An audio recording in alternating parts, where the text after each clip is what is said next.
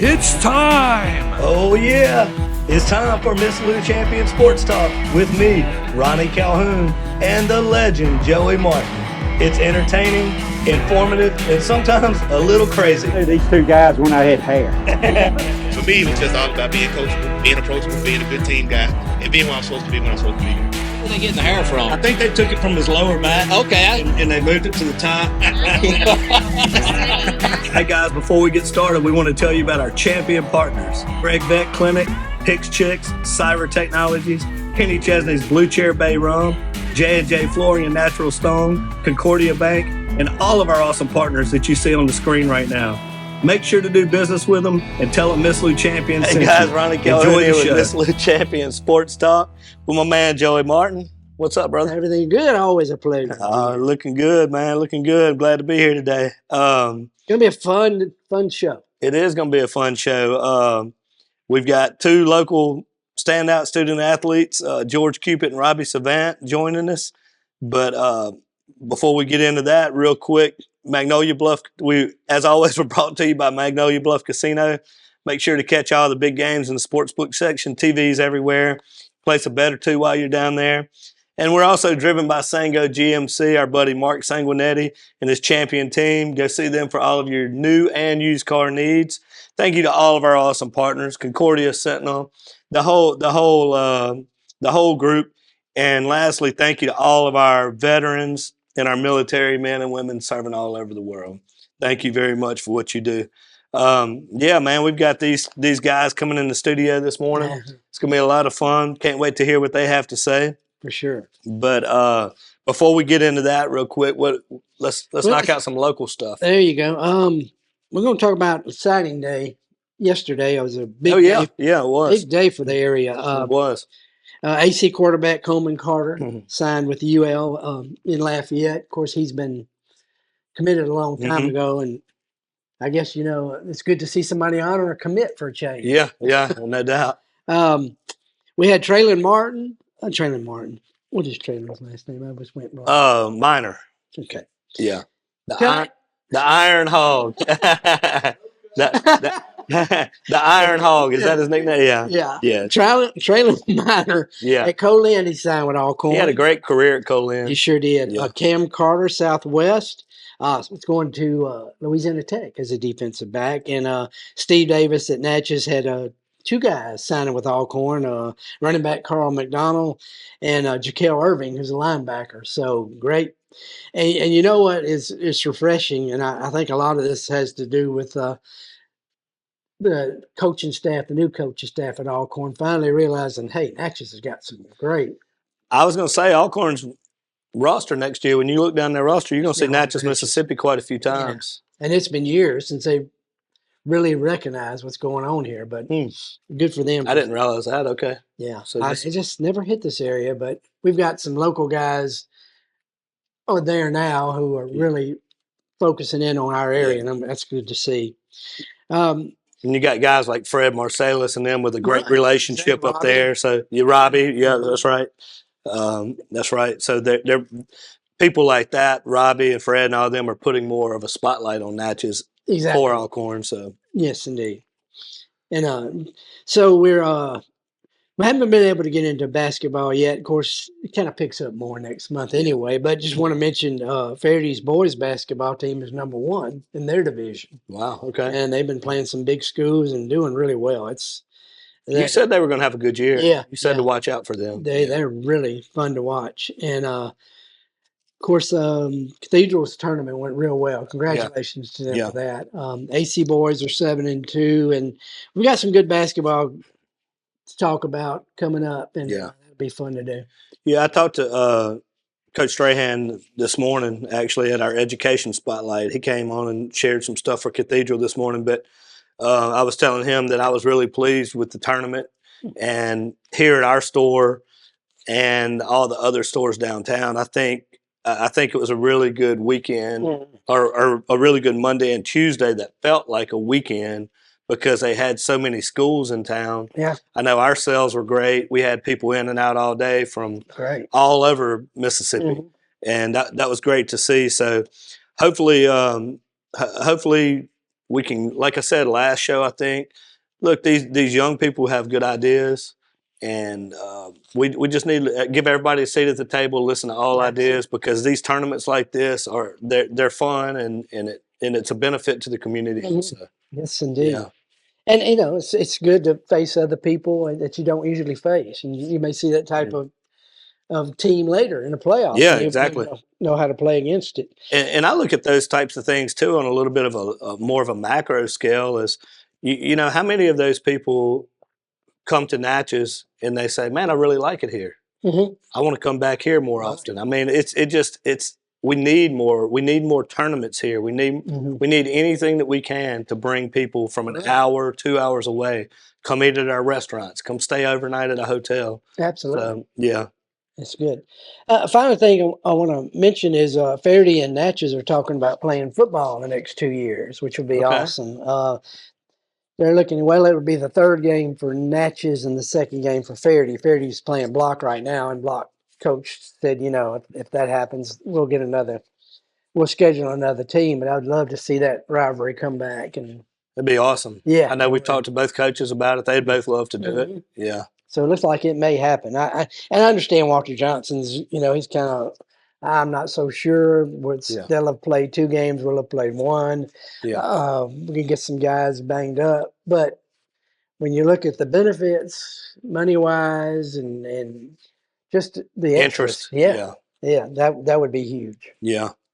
Anything else for the local scene? I ought to get it, buddy. All right, man. Well, again, we have George Cupit and Robbie Savant from the 1973 Vidalia Vikings team, who had a state record. Is it still a state record? No, it was broken. It was broken. Okay. Catholic, Okay. Of 37 consecutive scoreless quarters on defense. Exactly. That's pretty amazing. That is amazing. So I can't wait to hear what those guys have to say about that.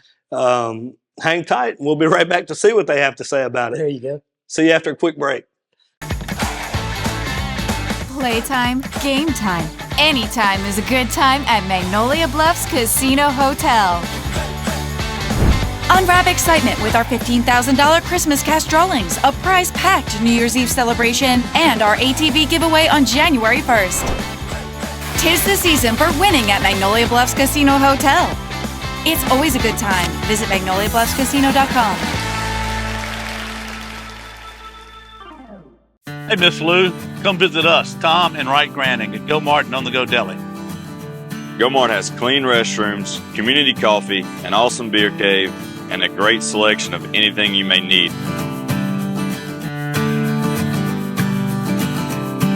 Located at the corner of Highland Boulevard and Highway 61 South in Natchez.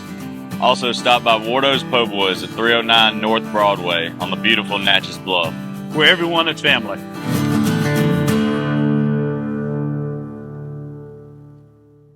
Guys, Ronnie and Shannon here with Miss Lou Champion Spotlight. And we're here at our amazing partners, Gregg Veterinary Hospital. Gregg Veterinary Hospital has been providing comprehensive, reliable, cutting-edge veterinary services to pets in the Miss Lou since 2002.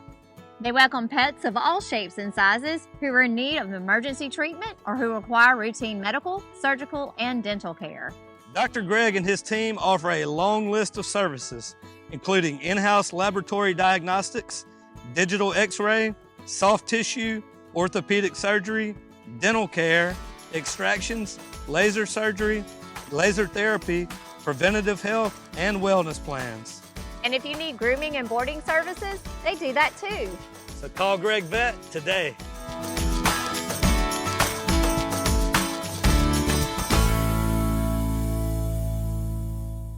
Hi, it's Shannon with Miss Lou Champion Spotlight. If you like what we're doing, be sure to follow, like, share, and even comment on all our content.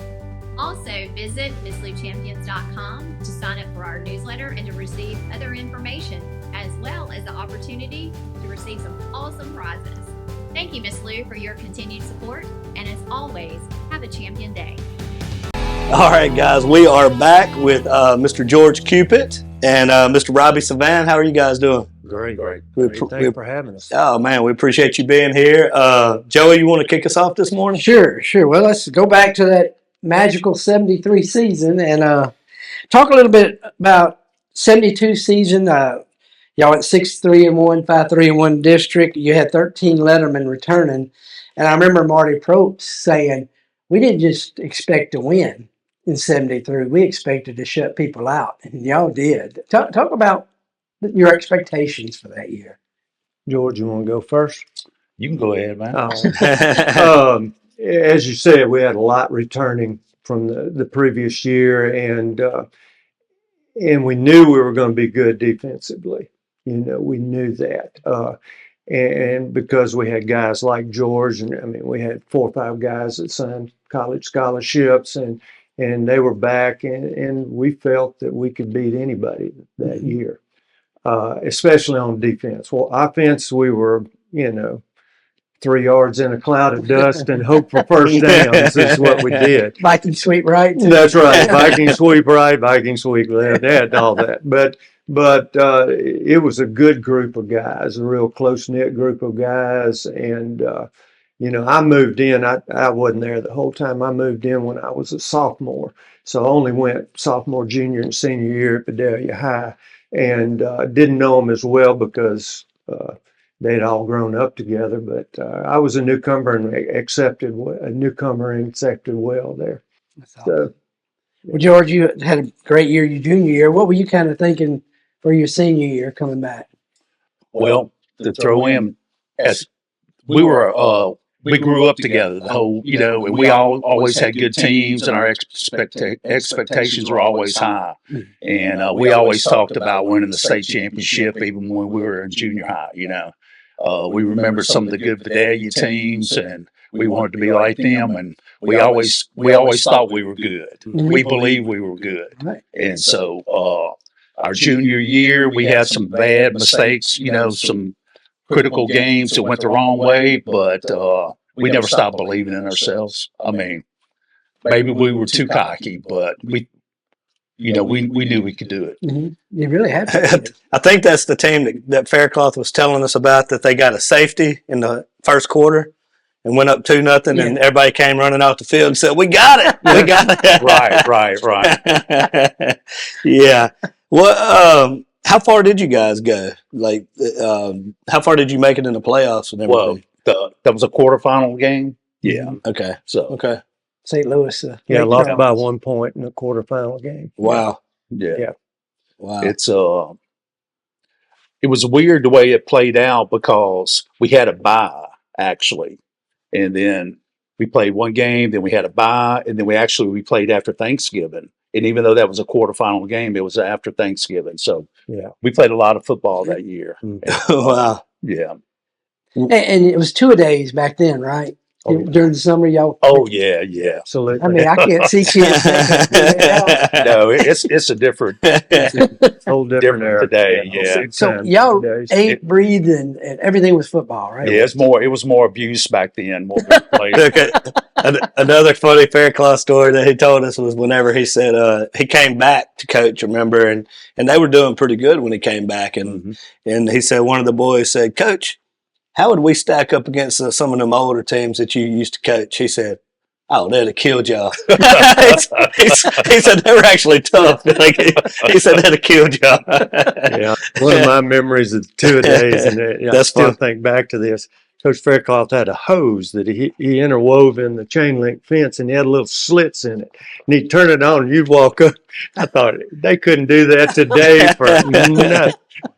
That was our water break. That was water break. Wow. Yeah, when you got stuck water faucets right there. Yeah. And we would just tank up on the water. We were like I can remember when we didn't have water breaks, and then finally started giving us one. But now they have different. these robotic water coming no, out. No. Way different. It is. They're not real worried about the cleanliness of it either. The water hose generation. Oh, the water hose. Yeah. We didn't sanitize the water hose. Hey, we took whatever we could get, man. Absolutely. Oh my goodness. What do you guys think made that team such a dominant defense? Because, I mean, is that correct? 37 consecutive quarters? Mm-hmm. What do you, I mean, is it mindset? Is it talent? Is it a mixture? Well, we had a lot of talent on that team. Like I said, we had Robbie. We had what? How many? people got scholarships. I think the whole defensive line wound up They getting did. a Mike scholarship. Lemon, Marty Probst, Lee Bailey went Lee to Bailey. Tech. He was good. a junior or sophomore that year, and he went to Tech. George and I went to Tech, and George at LSU. Seems like I'm leaving somebody out, but anyway, we had a lot of talent. That's unbelievable if you think about today's. You know, I mean, we had Coach West on earlier in the year. I mean, they have trouble just getting guys that want to play football. Period. It's a different. Yeah, and I mean, for you guys, those are big schools and big scholarships to get, and that many on one team, that just absolutely seems unreal in today's world. And it was that, but it was also desire. You know, Yes. we didn't want to be scored on, and it proved that way. Yeah. Well, kind of some background here. Y'all went 8-2-2, allowed 14 points, and that was all in one game during the regular season. Right. Strung, like Ronnie said, 37 straight quarters, and that eclipsed the mark of the 62 team, which gave up 21 points under Dan Chase. 73 team was the first to not have a point scored in district competition. 37 straight scoreless quarters tied a record set by Spring Hill in 69 and was later broken by Turling's Catholic, which went and scored on in 1982 before losing to John Curtis. Your opponents average 1.4 points a game. It's just incredible. Viking defense gave up an average of 58.8 yards rushing a game, 26.1 passing.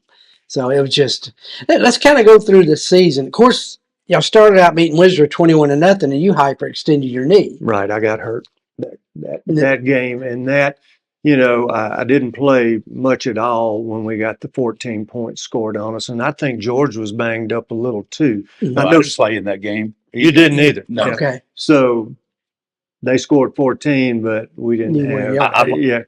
I played on punt coverage. That was it. Okay. That's the only time I got. You were injured also? Yeah. So, Coach held us out for that game. Well, how in the world y'all end up playing Ponchatoula second game of the year? You have to ask Coach Faircloth. Yeah.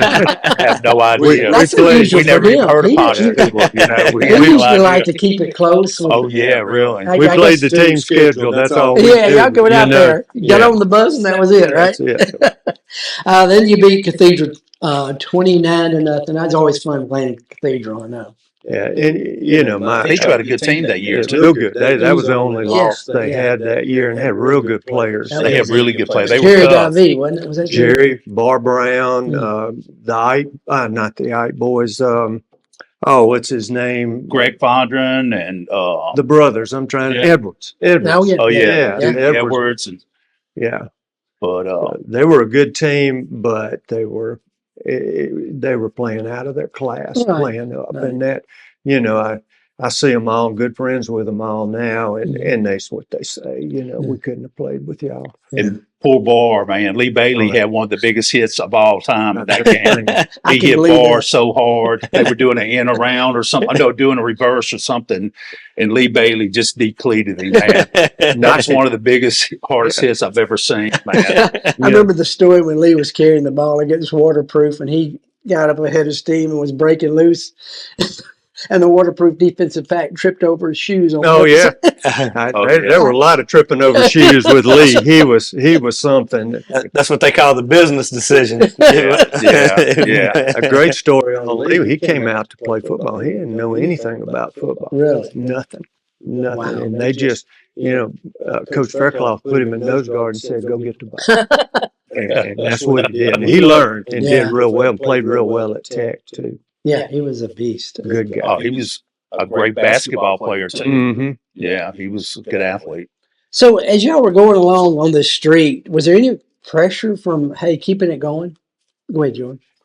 No, I don't know. It was just something that we did. You know, we just kind of had our routine, and we expected to go out there and win, and you're not going to score. You know, I don't know. It's hard to say, but I mean, there wasn't any pressure. It was just going out there and doing your job and trying to get through one of Coach Faircloth's practices every day. Were y'all mindful of it, Robbie? I didn't think about it at all. Okay. No, the only thing that it was a kind of a deal Coach Faircloth did if we shut the team out the week before, we had ice cream. And so that's, we thought about that we're getting that during, I can't even remember what day of the week, the next week we did that. We had a lot of ice cream that day. And he changed it to hot dogs for some reason, didn't he? And not when I was there, but he may have now. But speaking of that, ice cream got too expensive. Probably so. Our booster club, they really supported us. Oh, yeah. That's Anything, huge. we did. Anything we wanted, they gave it to us. Mm-hmm. And it was just the whole community was behind y'all. It was an event going over there. Yeah. That quarterfinal game that we played against St. Louis, there was nowhere to stand, nowhere to sit. It was completely, all the way around the field. It was great. And they scored on their first drive, didn't they? They did. First play of the game. First play of the game, that's right. And they did. They beat y'all, 13-12. Yeah. When they scored, did that kind of having a bad effect on y'all, or just kind of, hey, wait a minute, this isn't supposed to happen? Yeah, it made us, I guess, get focused and start playing, Okay. Yeah, it was definitely a shock. St. Louis ran a real unusual offense. They ran early stages of the Veer offense. And so it changed how we had to play defense. And that kind of shocked us to begin with. But we caught on. On Coach Faircloth, that's when I talked to him, he always says, they had 3 guys holding on that long run. There were 3 of them out there, Yeah. Well, what happened was, the way we ran our gap defense, we were penetrating too much. Mm-hmm. And so what they were doing is he would, it's like the same gap system they run today. If you go and you don't keep that gap integrity and you lose that gap, they take one little cut and they gone because everybody's right there. You know what I'm talking about? They've gotten through the wall. Because everybody's right here. You get through the initial wall and then boom, it's wide open. That's basically what they did 2 or 3 times. I mean, it's amazing you talk like that, because I talk to Josh West, the Vidalia coach now, and I say A gap to my kids, and they're like, "What?" Yeah. It's just the football IQ is nothing near what y'all. Yeah. And of course, of the 12 points we scored, it was all defensive points. It was a fumble recovery and an interception for a touchdown. Oh, wow. We didn't score offensively, and we had a little bad luck. We had a good quarterback in Kenny Ware that got hurt, and we put a young guy in, and he did good. He was just young. Wes Foster. Yeah. Mm-hmm. And we went for 2 on the last touchdown and didn't make it. And, it's George is playing fullback, I'm playing tailback, and Wes is a quarterback, and we do a little option, and he didn't give it to either one of us. Oh, no. Yeah, he kept it himself, which, that's just the way it is. Yeah, just the way it wasn't meant to be. I mean, you look at it and you're going like, we'd have done this or done that, but Now, St. Louis had the running back. Thad He played with George. Yeah, at LSU. Yeah, I became good friends with Thad, talking to him about that game, and he was just raving about you guys, and he loves talking about that. And y'all became good friends at LSU. Oh yeah, I still stay in touch with Thad. Yeah, he's a lawyer now. He's a lawyer. Lives in Lake Charles. Right. Yeah. Okay. Yeah. Who were some of the coaches on that team? I know Faircloth was the head coach. Fred Marsalis. Fred Marsalis, okay. Tommy Lanius. Okay. Yeah. Ken Simmons was the basketball coach, and he kind of filled in some. Okay. He wasn't. But that's about it. I can't think of it. Yeah, it was mainly Coach Lanius was our defensive line coach, and then Coach Marsalis. I can only imagine him barking at y'all. Yeah, he was intense. Tommy tough. Yeah, he would turn that head around backwards like this, and you had like a lazy eye. But he would teach you that form tackling, which you can't do these days. Right? It's all. He'd say, "This is how you do it, George. Put that head right there. That chin right there." And sure enough, we'd do it, and he'd get us pumped up. And we'd make a great play, and he'd get more excited than we would. He was, yeah. You have to get Coach Faircloth to do his Ken Simmons imitation. Oh, Coach Simmons. He won the state championship in basketball. He did. Okay. Yeah. Great coach. I think he was just out there to help control kids. He didn't do much in football. Yeah, Coach Simmons, that was keep y'all in shape for basketball. That's right. He might have been out there recruiting for basketball. That's it. He did. Yeah, save the athletes. Oh, yeah. Well, I got to ask y'all, I mean, the guys you had, Gary Bajan and just so many, Gary Waller. If y'all had had baseball back then, I bet y'all would have gone a ways. Oh, we had a lot of good baseball players. Mhm. Yeah. You know, we'd go to state every year in the Dixie Youth and all that, and so we had some good ball. So players. there wasn't even a high school baseball. No. Johnny No, Lee high started school. it in '77, I think. Yeah. After we Or were there. restarted, I should say. Yeah. 'cause they had Yeah, way so back. y'all just missed it. Oh yeah, we missed all the fun. I would have loved to have seen you guys play. Oh yeah, baseball. that would have been fun. we had a real good track team Mhm. that I think we tied for district or won district our senior year, something like that. So those athletes being there too. Coach Faircloth had that little grass track that he made out around there, Yeah. around the football field. I remember running around that thing. Oh, okay, yeah, Yeah, it was still there when I came through in the Man. 90s. yeah. Well, how did it change for y'all going to college? Was it more of a business thing? It's just a faster pace, better athletes. But it was actually for me, it was easier physically during the practices because when we played a game, we went into the game, we were in there every play, Yeah. Mhm. But yeah, it was different. It was more organized, I think. Yeah. Definitely more organized. Yeah, in my case at Louisiana Tech, it was a business, Mhm. and you got that feeling that you were just an employee and was part of it. And I laugh because people have gotten so upset with Coach Kelly at LSU for chewing out a player, and I thought, wow, you ought to see practice if you think that's bad, kind of thing. And George, you kind of had to bide your time. I mean, Oh yeah. There were so But- many. Yeah. oh yeah, but you got your senior year starting, and just it says a lot because you don't see that nowadays. Right.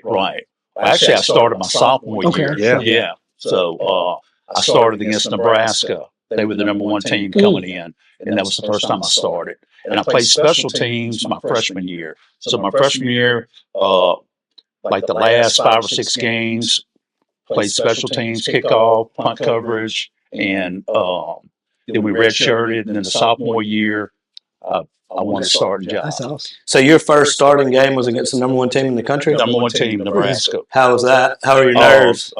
I can't hardly remember. I couldn't remember much of it.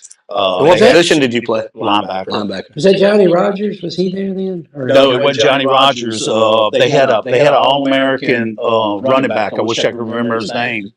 But How did you guys do against them? we tied. Wow. Yeah. What was it like playing Tiger Stadium? Oh man. Like I said, the first time when I was a freshman, I was on special teams. So I made a tackle on the kickoff like 2 or 3 times. I don't even remember running down. It's that's how nervous you are, and it's pretty intense. But it's like anything, you get used to it, and you enjoy it more. Mhm. The older you get, the Yeah. more you experience it. But the first time, it's unbelievable. I mean, you don't even know what's going on. Just running out of that tunnel. Running out of Yeah. the tunnel, it's like just a big cage. Yeah. And the friendships y'all formed during Oh those yeah. times. Yeah. Nothing like that, is it? No. What would you say? What would you guys say? I'll give you both a chance to answer. What would you say that, not just necessarily being on that particular high school team, but just sports in general, being active, being a part of a team, how did that help you deeper in life, in your career and all of that? Do you think that played a role in preparing you? I'll go first. Absolutely. I had 2 grandsons, 3 granddaughters, and I think one of the most important things they can get out of a high school experience is being part of a team, because when you move on, teams are throughout your business life, and the friendships you make, the people you meet that are friends, forever, Yeah. are that way. Yep. You feel like that it helped you later in Oh life? yeah. Like for this interview, I was here, early. So like Robbie was early. You were never late for a meeting. You learn to be on time. It's just to show up and do your best, and try to do your best every day, and just and that's it. That's how I try to live my life like that. You know, just do my best today. Yeah. And Absolutely. yeah. And also, you know, just to kind of tack on, I think it's something to be said when other people are expecting you to be there and show up and all that. You're letting more than yourself down. I think that's right. For your life to be bigger than yourself is important. So I think that's another. George and I both had great dads, and our dads worked hard. They went to work every day, no matter how they felt, and you got that work ethic from those guys. Yeah. Yeah. It's awesome. Yeah, no doubt. Well, do you have a favorite Faircloth story? Oh, Lord. What would be my favorite story? Were y'all pretty much aware of the Red Ant defense when you got there? Oh, yeah. Oh, yeah, we knew about that. Yeah. And him, you know, being a defensive guy, even though he played quarterback and all in college. But yeah, let me think. I've got to think on that. He speaks very fondly of this team. I mean, we've had Coach Faircloth a few times, and then I see him a good bit, and in our conversations, this team always comes up. Yeah, so it's the smartest team he's ever coached. The smartest team. Mm-hmm. Yeah, had some great guys on that team. Yeah. You know, we've lost some of them. Marty is gone, and you know that's the sad part. We're getting older, and we're seeing these guys get older with us. Definitely look older. Yeah, Marty, he was on the bus doing his bird calls. He was a life of the party, man. He was. Oh yeah. He was. That was the best time coming back on the bus after you won a game, celebrating. Yeah. To me, that was the best time. Yeah, Gary Bijon had a music system. Of course, it's real rudimentary compared. And the big question was always, do you have fresh batteries to go in it? You know, and then we like play music. Four of those big C batteries. Big C batteries. Yeah. Yeah. Well, I'll start with you, Robbie. That's funny. Did you like playing offense or defense better? Or defense, definitely. Yeah, I preferred it. Offense was fine, and probably my favorite memory. Oh boy, I forgot to do that. Nah, we're all good. I had a long run against Homer in the playoffs, but it was called back. Oh wow! The guy that clipped in behind it, but I had like an 80. Oh, I know Faircloth had to go crazy. Oh, he did. It was, you say it Viking sweep left. I can remember it very clearly. It was Viking sweep left. But I enjoyed defense. I really did. Yeah. And when I went on to play at Tech, I played defense too. Mm-hmm. I remember that long run you made against Oak Grove. Yeah, 74-yard run. I was gonna bring that up. That was a great run. And y'all remember it, and I don't. I don't remember that one. I remember you had a banded, you had a pulled hamstring, a bad hamstring. And that's what I got hurt on, that hyperextension. And then, of course, the medicine that they did back then was they just bandage you up. Well, I couldn't bend my leg, and so I tore a muscle in my thigh. And, and went one-legged down the Maybe you're just getting scared of getting hit. You're like, I don't want to get hit, so I better run faster. Well, there wasn't any run faster. I couldn't run very fast, but anyway. Hobble faster. That's Hobble faster, Y'all played through pain a lot more than they do today. I would imagine so, yeah. Do you guys think about that season much, or is it? When you guys get together, do y'all still bring it up and talk about it? We still talk about it a little bit.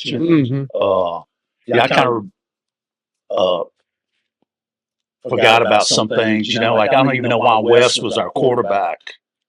Because Bijon was our quarterback against Homer, right? And I don't know. And all of a sudden, we have a different quarterback in our next playoff game.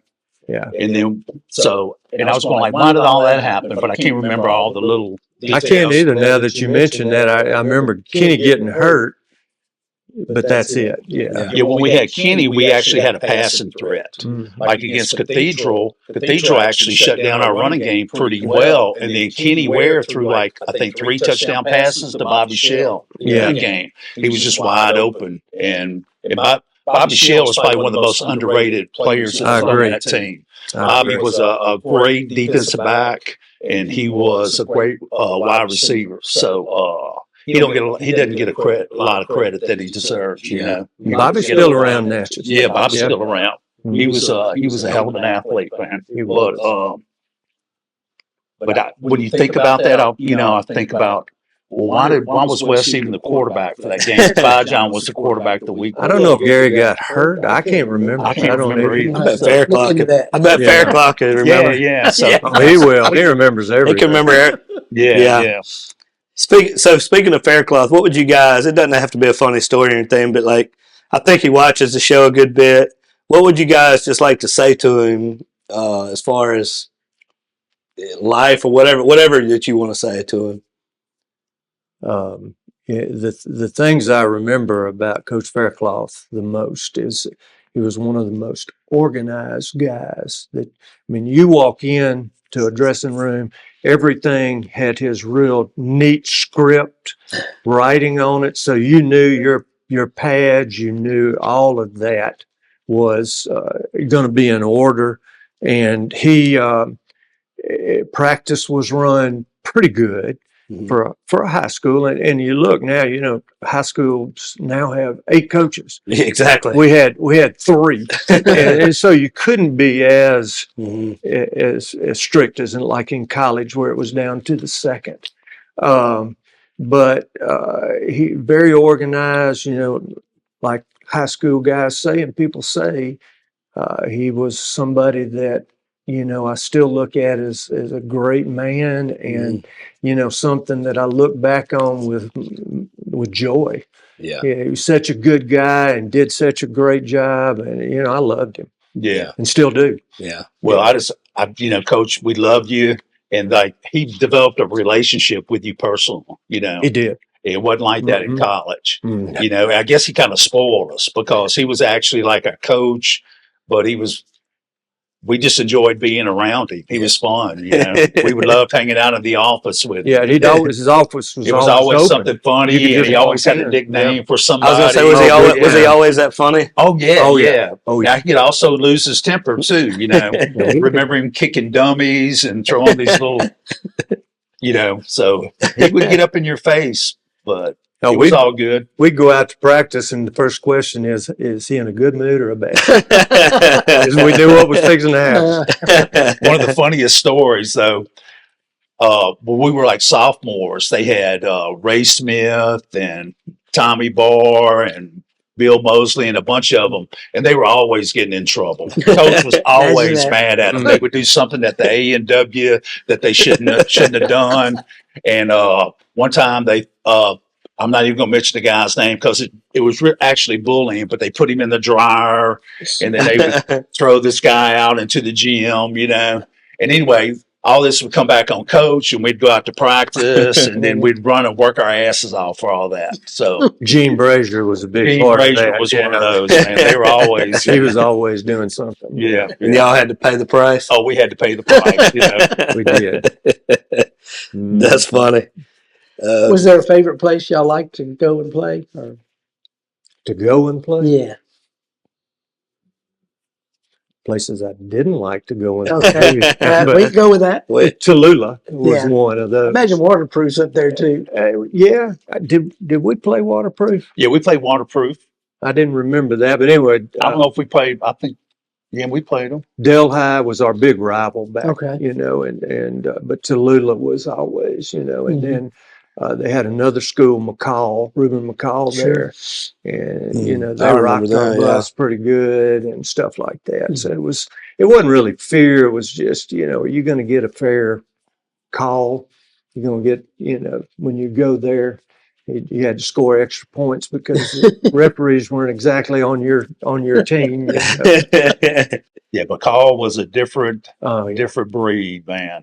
Yeah, they were good in basketball in the 90s whenever I came through.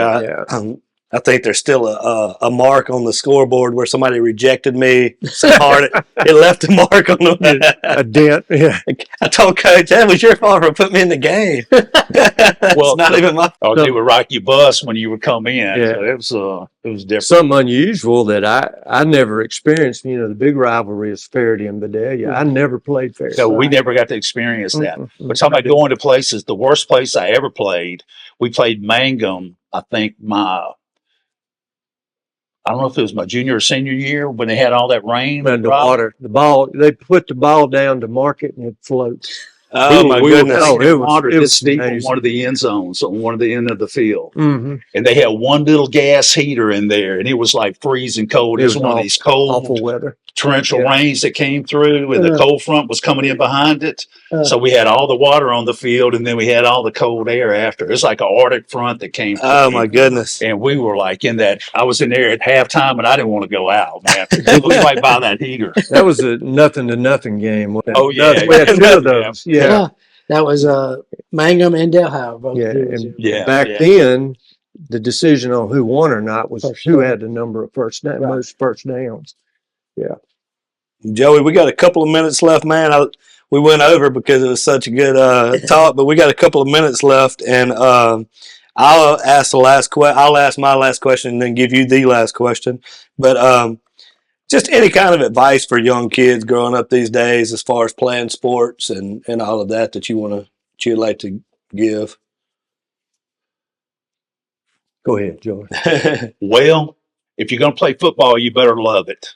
Yeah. Because you're going to get hurt, and football is hard work. So if you don't really love it and your heart's there, don't even waste your time. You know, that would be my best advice in football, because football is tough, and you got to have a heart, to play football. Mm-hmm. And the rest of the sports too, but I played all of them. But football, you got to have something in there that you got to be stubborn almost. Right. You have to have a drive. That drive and stubbornness, just like I'm not going to quit. Yeah. I'm not going to give up. Been a little bit crazy, huh? Yeah.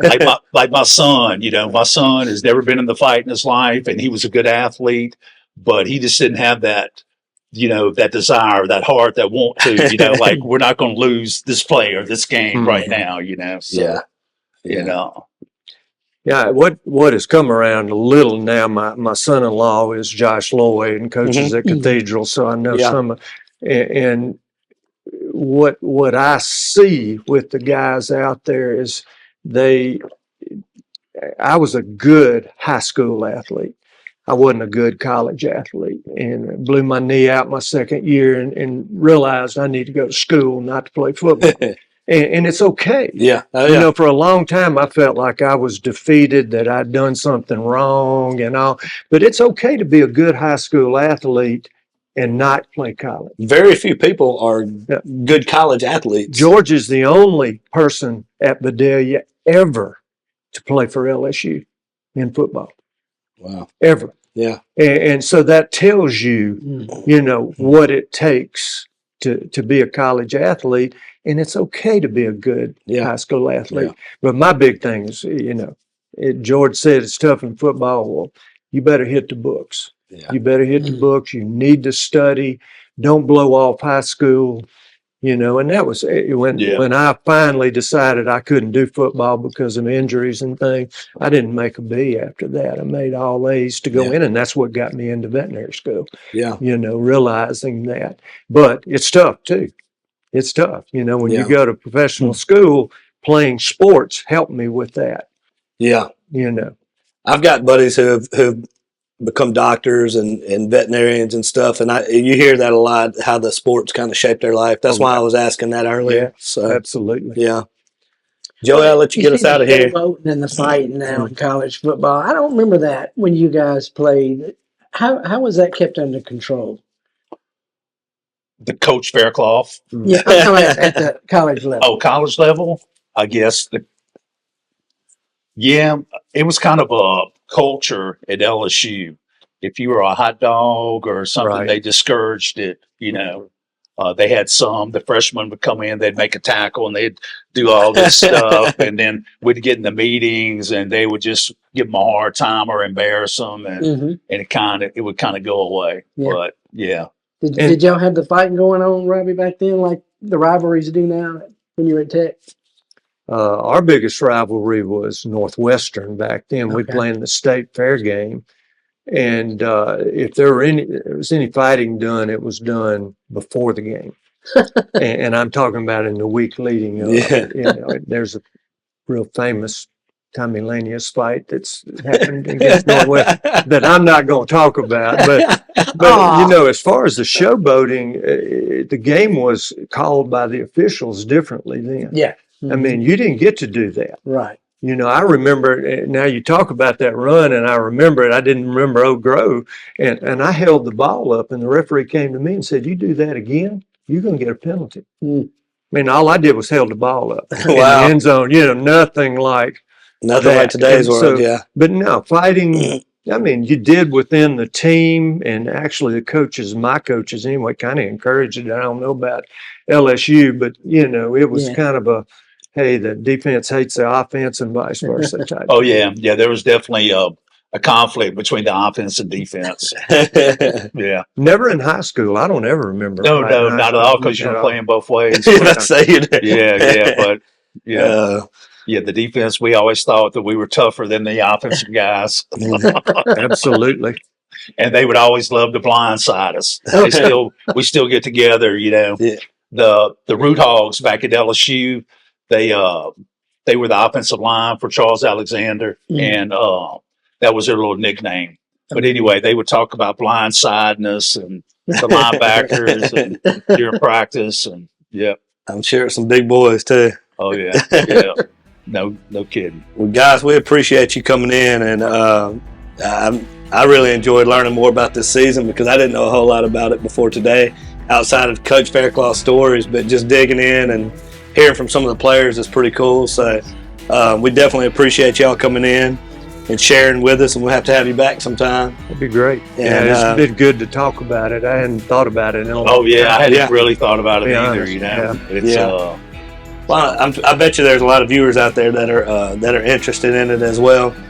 So thank y'all for that. Thank you for setting it up, Joey. Glad to do it. Thank you. Greg, I've been looking forward to this for a while. Great. Thank you. And we'll be right back to wrap this thing up. Playtime, game time. Anytime is a good time at Magnolia Bluffs Casino Hotel. Unwrap excitement with our $15,000 Christmas cash drawings, a prize-packed New Year's Eve celebration, and our ATV giveaway on January 1st. 'Tis the season for winning at Magnolia Bluffs Casino Hotel. It's always a good time. Visit MagnoliaBluffsCasino.com. Hey y'all, it's Ronnie and Shannon with Miss Lou Champion Spotlight. And we want to tell you about our awesome partner, J.E. Hicks Distributing Company, also known as Hicks Chicks. Hicks Chicks is a local, family-owned food distribution company that has been serving the Miss Lou since 1945. You already know they serve all of your favorite restaurants, but did you know that they are also open to the public? Hicks Chicks has a variety of food products, including delicious heat and eat options like chicken and dumplings, white bean chicken chili, lasagna, and gumbo. They also carry a wide variety of seafood options like shrimp, crabs, tuna steaks, salmon, and catfish. And don't forget about their delicious burgers that are already pattied up for you, and their amazing dessert options. So stop by today at 1380 Martin Luther King Jr. Road in Natchez. Hicks Chicks. Way more than just chicken.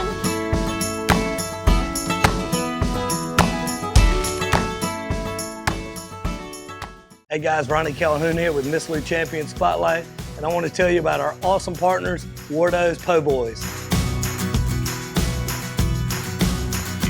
Wardo's was created in honor of Alan Ward Granning III, fondly known by family and friends as Wardo. In 2019, the oldest brother of the tribe passed away unexpectedly. His remaining siblings and loved ones wanted to honor his memory in a special way.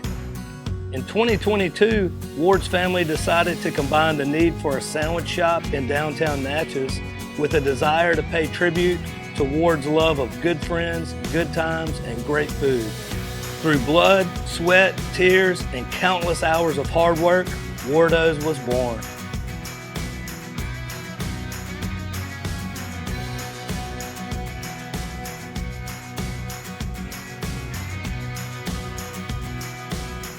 So go visit Wardo's today at 309 North Broadway Street in Natchez, where the po' boys are so good, you'll swear you're in Cajun country. We want to tell you about our champion partners, Gregg Vet Clinic, Hicks Chicks, Syrah Technologies, Kenny Chesney's Blue Chair Bay Rum, J&J Flooring and Natural Stone, Concordia Bank, and all of our awesome partners that you see on the screen right now. Make sure to do business with them and tell them Miss Lou Champion sent you. All right, guys, we are back, and we want to say thank you so much to Mr. George Cupit and Mr. Robbie Savant for joining us. That was awesome, man. I don't have a whole lot about for this last segment, Joey, but I did want to talk about a little bit of college football recruiting. Yesterday was early signing day, but really the biggest signing day. And LSU wrapped up a pretty good class. Yeah. The week leading up was a little rough, losing the Underwood to Michigan, and then a couple of different players to Texas. Yeah. But I don't know. I think they ended up with a pretty good class. I think they salvaged it, did pretty well. And now it opens up an opportunity for them to hit the portal. Right. And just college football recruiting in general right now. It's not like it used to be, because the guy you get could be gone next year. I mean, you lose C.J. Daniels to the portal, and I keep hearing talk about Harold Perkins maybe in the portal. And it's like, it's... Well, the way I look at it, man, is see you, man. It's just the way of the world, because the same thing, somebody's going to leave, but there'll be somebody that comes here because and then it's this interesting dynamic too, because it's basically a salary cap now, and you're saying we've got this much money to spend, and so I don't disagree with Brian Kelly in the fact that he said, hey, people value these people, so like this guy right here, they're going to get him no matter what, because they're going to build their whole team around this guy, and we're not going to pay that much for this one position, and also there's another dynamic to it is, if you hit the portal, you can almost handpick guys that you're like, hey, I know this guy's a good football player. Coming out of high school, you think they're a good football player, but you don't know. Yeah. Now, some guys are just so far above and beyond. Like the running back at ULM. Hardy, what a great year he had. I mean, who was expecting him? Exactly, and I think that coming out of, if you spend more money in the portal, I think you obviously have to have a mix. You still have to build through high school and stuff, but those big dollar guys, I look at and I'm like, well, this guy is a great football player or a really good football player. And if you get a lot of really good football players on the team, you can have. That's it. His chemistry's a lot of it. That's right. Absolutely. If you got any jealousy, it's going to bring a team down. Yeah. So it'll be interesting to see over these next couple of weeks. I think the portal opens on Monday officially. Mm-hmm. It'll be interesting to see what Nuss does as far as draft or coming back or all that. Mm-hmm. Collins hit the portal, so we're getting a little thin in the quarterback room. Yeah. But then, like we said, people coming in the portal also. Yeah. So do you feel like it's? I know we've talked about it off air, but do you feel like that it's diminishing your interest in it? Absolutely. It's kind of soured me a lot. Just the like you say, that it's become the pro sport, and it's not like it used to be when there was all this loyalty. Yeah, and I don't have the answer to fix it, and I don't. I do like that players make money. Yeah. And I do like all of that, and I like that players have the ability to, if they're stuck in a place that it's just not a good fit. I like mobility, but I also don't think that it should just be the Wild West. You've got to cap it, maybe one transfer without penalty, or I don't know. The school, keep the school out of it. Just let them go to sponsors or something else. Yeah, I guess, man. Who knows? It never fails. We always get some of the best stuff after we go off the air. But Robbie and George were talking about when they played, the guys would hold their helmet down walking off the field, and people would put money in it. Yeah. I've never heard that before. That's right. And then also the guy they were talking about, I think they forgot to mention him in the as far as when we were talking about coaches. Mm-hmm. Oh, Ken Simmons. Yeah. Billy Shuff. Billy Shuff. Yes. They said he had a lot to do with. Yeah. He was kind of a volunteer, and of course, you got a Hall of Famer showing you something. Yeah, they said him being around the program was just invaluable to their success. Right. So, and then real quick before we get out of here, just want to remind you guys that today is Thursday when we're filming, but this Saturday, December the 7th, is the Wardos Run. which is a great 5K over there to raise money for. They give scholarships to different students in the area in honor of their late brother Ward granting. So it's a great event, and go out there, be a part of it. You can walk, run, you can take the baby stroller, whatever you got to do. I think somebody rode in it with a golf cart last year. But it's for a great cause. Just wanted to plug that real quick. Anything else we got before we get out of here? I think we got it covered, bro.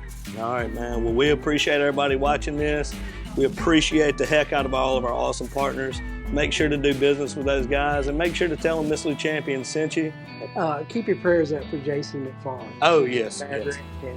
Yes. I talked to her mom yesterday, said she's resting a little better. So it's just an amazing young lady, and she was going to help with soccer this year at Delta Charter. And she played there, and just her thoughts and prayers. No, certainly, man. I've been following that on Facebook too.